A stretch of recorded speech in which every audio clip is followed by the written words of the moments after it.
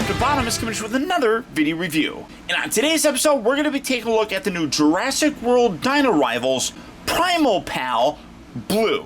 Now, this was a figure that I actually did not even know was coming out. It wasn't until this past San Diego Comic-Con when I was at the Mattel panel where they talked about her and had one on display that you could actually play with. And when I got to do that, I absolutely fell in love. As you can see, she's kind of done up in a infant sort of look. Not quite one-to-one scale, but pretty darn close, I think. For the package, though, you can see a really nice open package, which allows you to kind of play with her. You got the Dino Rivals text down here, same kind of background. You got some instructions there on kind of how to play with her. Come around here to the back of the package, and you can see that she has 10 plus sounds, which are basically voice clips for a Velociraptor. She has chomping action and, of course, movie-authentic movements, which, depending on how well you know the movie, you could probably recreate those. But as I said, when I saw this on display there and got to play around, I was instantly in love with it. There's just something cute and adorable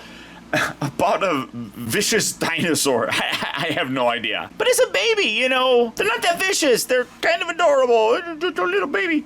But for the packaging on her, that's about it. So without further ado, let's get her out here and see how cool she actually is. And here we have the new Primal Pals Blue open up and out of her packaging. And I'll be honest, there's not a lot of times that I buy things because they're adorable. But this absolutely was one of those instances. I just think that the way that she looks is fantastic. Now, she really isn't necessarily meant to be one-to-one scale. I guess you could kind of say that if she was just born, but I don't feel like she would have fully grown claws and everything like that if she was just hatched. I guess you could kind of say that, but I don't know. It's personal preference. Either way, she is a terrific and, like I said, super cute figure. In terms of the overall detail, Mattel has done another amazing job. You can see that she has that very iconic looking blue stripe going down her both right and left side. Well, I had that reversed. See, it comes up around the eyes. I mean, I love how it's also slightly different. You can see it completely goes around this side for the most part. The other side, it doesn't. So I love the fact that there is a subtle difference. When you take a look at the pattern here, you can see that is different from one side to the other, which is amazing. That's a great attention to detail. Skin texturing looks amazing. You got that very wrinkled, very kind of pebbly sort of look throughout the body. Great detail with the eyes. It feels like it's a plastic piece in there that has a very nice reflective nature, giving a lot of life to it. Gives it kind of a wet look, which is fantastic. It really does kind of look like an actual eye. Coming in to take a closer look, I mean, you can see the whole paint job on there is amazing, but you can see that real nice reflection, mostly because of my lights here, but you can see that you got that clear outer section, which, like I said, gives it a very nice depth. And you can see that, well, I don't know how well you're able to actually see that, but in hand, you can tell that the painted section is set in a little bit more. So again, you get that sense of depth. But staying in here, you can see all that wonderful detail sculpted into the figure. You can see she's got her nose right there. And then again, going down the body, great detail with the skin texture. And you can see some little dots of blue throughout there. I don't know if that's really accurate, but you got some like blue speckles throughout it. You see that the coloration goes through to the tail as well. And then again, coloration wise, you do have her claws that have been painted. Well, her feet claws. Do kind of wish that these ones were painted just to kind of bring things home, but the overall paint detail is really very well done on her. Articulation wise, her legs are primarily static. It's part of the gimmick in it, so you really aren't going to get much articulation there. You can rotate her at the ankle though, but that really doesn't do too much for you.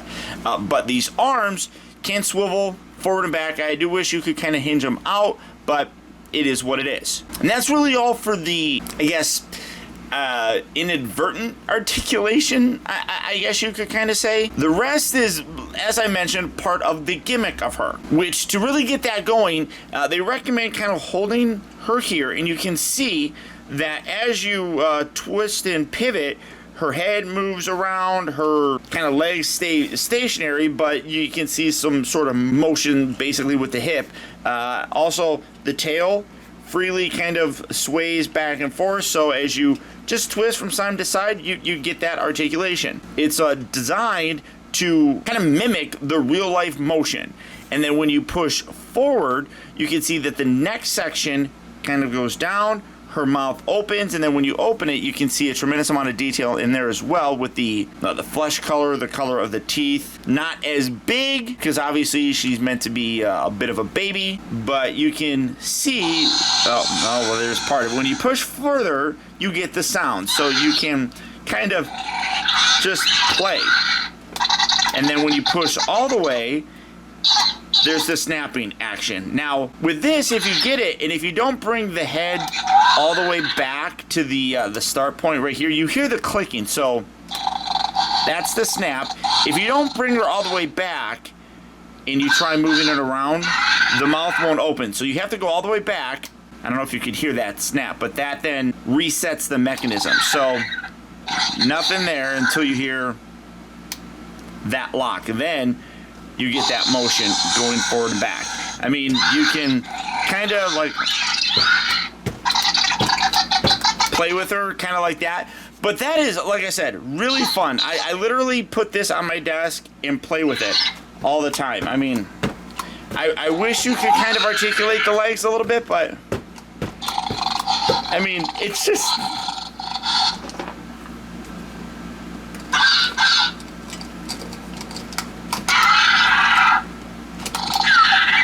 You know, I mean, it's just so much fun.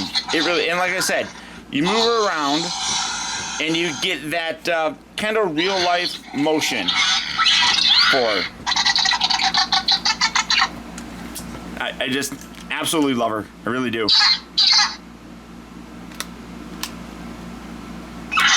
Literally, I just, we'll sit here at my desk and just ask my girlfriend, ask anybody who's been on FaceTime with me. I'll seriously just be like talking and then, and like, what is that? And then I'll just take her and be like,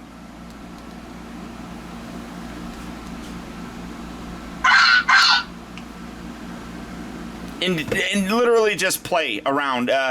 Absolutely adore this. I did talk to the folks at Hasbro and I said, you know what?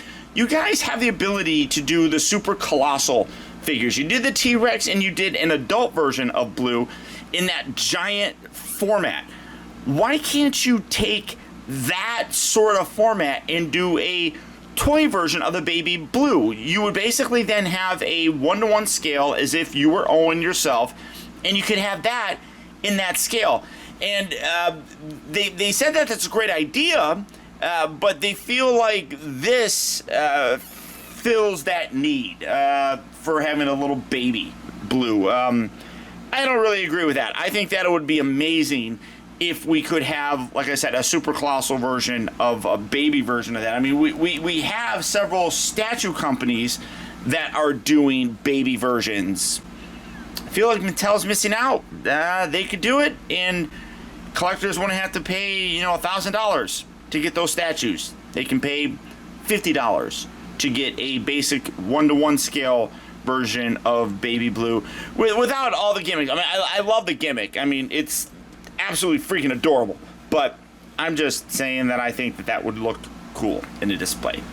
If you think so, hit that thumbs up button. Then I can send it over to tell me, like, look how many people want that.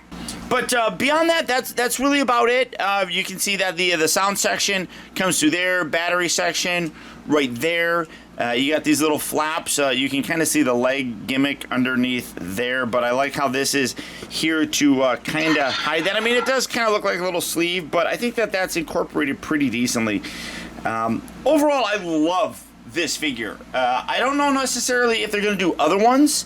I would love it if they did the whole Raptor pack in this kind of style. I would buy every single one of them and display them all together. I do think that she's a terrific figure. Price point wise, really very good. It's not overly expensive at all. I want to say that she was $25. I found her at Target. That seems to be where a lot of people are finding her now. But if you're a dinosaur fan, if you're a Jurassic World fan, this is absolutely a figure that I would add to your collection. She's fun and absolutely adorable. Conversely, my cat Max hates this. But beyond that, guys, that's about it. I want to thank you for making it all the way to the end of this video. If you did that, why not reward yourself by subscribing to my channel? While you're at it, if you like this video, do me a real quick favor and hit that thumbs up button. That one small gesture really does go a long way towards helping me out, and I would really appreciate it. And finally, remember, grow wise, grow strong, but never grow up. Thank you for watching and taking the time to be a kid.